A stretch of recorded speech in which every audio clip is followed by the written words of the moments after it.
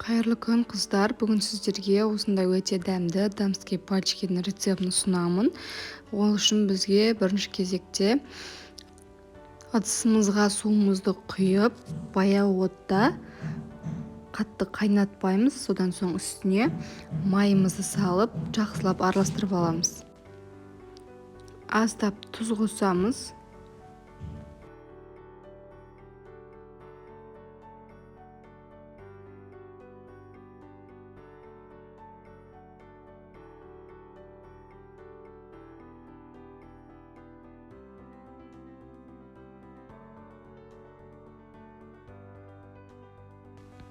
Майымызды жақсылап ертіп алғаннан соң, үстіне ұнымызды саламыз да жақсылап араластырып аламыз. Астын қатты қоюға болмайды. Осылай жақсылап араластырып аламыз. Осылай баяу отта 2-3 минут тоқтаусыз қозғап тұрамыз. Асты жабысып қалмау керек. Қамырларыңыз әдемі болып шығу үшін осылай тоқтаусыз араластырып тұрамыз.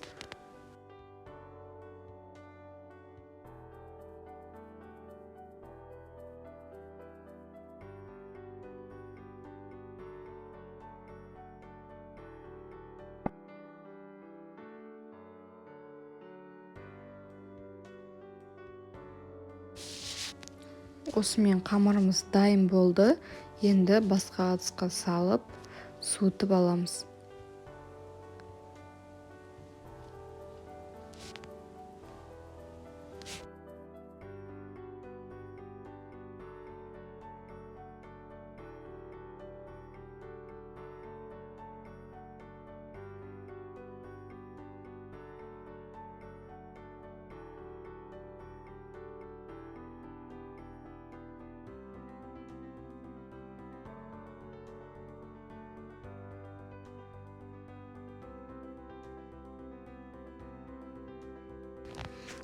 Қамырымызды осылай суытып аламыз. Ыстықтай жұмыртқаны салуға болмайды.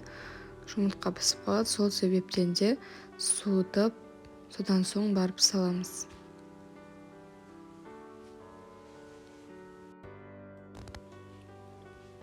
Міне осымен қамырымыз суыды. Енді үстіне жұмыртқамызды салып араластыратын боламыз. Осылай силиконды лопатамен немесе венчикпен, миксермен араластырсаңыздар да болады. Жұмыртқаны граммен өлшейміз. 3-4 дана деп өлшеуге болмайды. Граммен өлшеп салсақ, сонда профитройларымыз әдемі болып шығады. Бір даналап салып араластырамыз.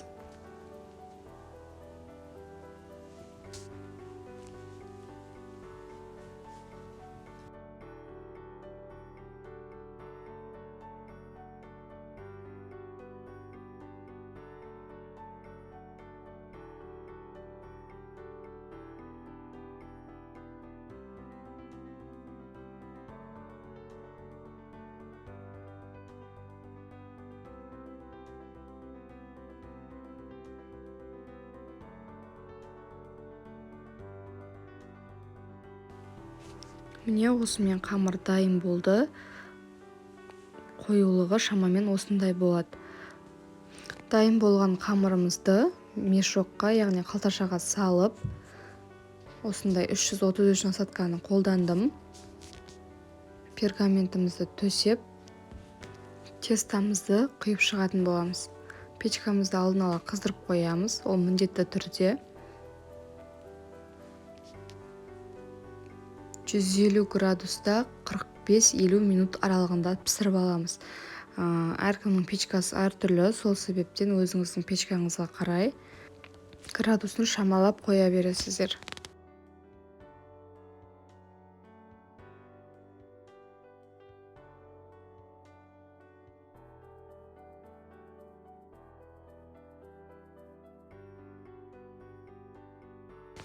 Ендігі кезекте кремін дайындаймыз. Мен бұл жерде сүт пен шанти крем қолдандым. Қаймақпен, сахарный пудра немесе кәдімгі сливки творожный сыр қолдансаңыздар да болады. Менде үйде сливки қалмағандықтан осылай шанти мен сүттен крем дайындадым. 200 грамм сүтке 75 грамм шанти салып жақсылап араластырып аламыз. Қатты қою қылып жіберуге болмайды. Профитроллиларымызды араластырып жинайтын боламыз. Сол себептен кремді қатты қою қылмаймыз. Аздап сахарный пудра саламыз және араластырамыз.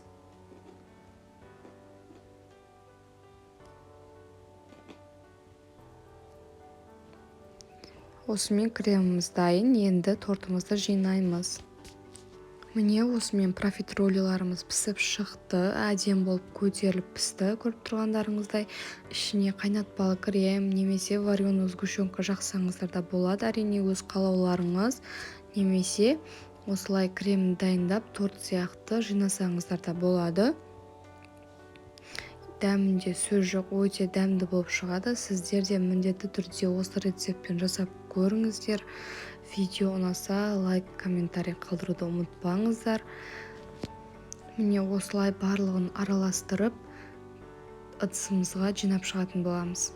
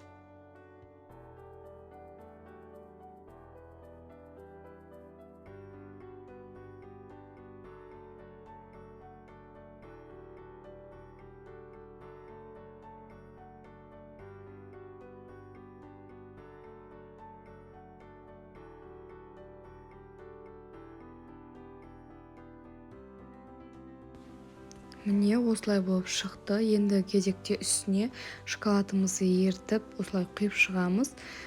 Бетін әрлеуге әртүрлі фруктыйды қолдана берсеңіздер болады. Менде осы қатырылған клубника болғандықтан осы клубниканы қойып жатырмын.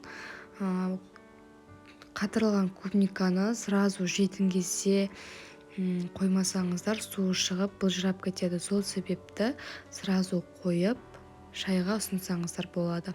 Осымен дамский пальчики дайын. Сіздер де жасап көріңіздер. Көріп тұрғандарыңыздай өте әдем болып шықты. Дәмінде енді айта алмаймын, ерекше дәмді. Ауызашарға міндетті түрде дайындап көріңіздер. Осымен дайын, ас болсын.